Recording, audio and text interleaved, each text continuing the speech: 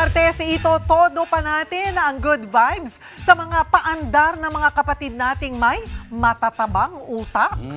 Yung iba riyan, kahit toilet humor, papatulan. Pero syempre, pampahappy lang. Pasadahan natin ang mga yan sa Kwento Sang Minuto ni Mark Logan. Literal na pintuan muna ang ating ikakasa. Dapat talasan ng pangunawa at hindi dapat makitid, ha? Narito naman ang ratsyada ng mga kakaibang kubeta. Meron dito yung malatre ng haba. Nasa dulo ng mga nagbabagang balita ang isang trono ng mahal na hari. Imbes na bidet, mas mainam kung gripo para matapos ang number 2, sabay na ang pagligo.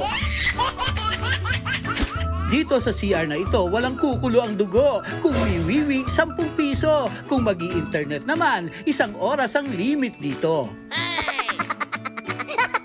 Kung aircon ang kubeta, gusto mo bang dito ka na tumira? Kung mahirap kang pakibagayan, lulunurin kita ng pagmamahalan.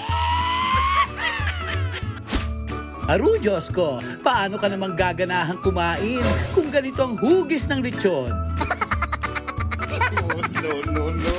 Gusto mo sandwich? Eto daw ang original, Mongo bread. Kung wala ka pang juice holder, etong mas okay. May way na rin painitin ang kape. Magaling ka ba sa solar system? Oo. Bakit? Ano kasunod ng Mars? Pautang? Nagbabalita mula sa Frontline, Mark Logan, News 5. Mga kapatid, Lucy Cruz Valdez po, maging maalam at may pakialam sa mga napapanahong balita sa bansa. Tumutok at mag-subscribe sa News 5 social media pages.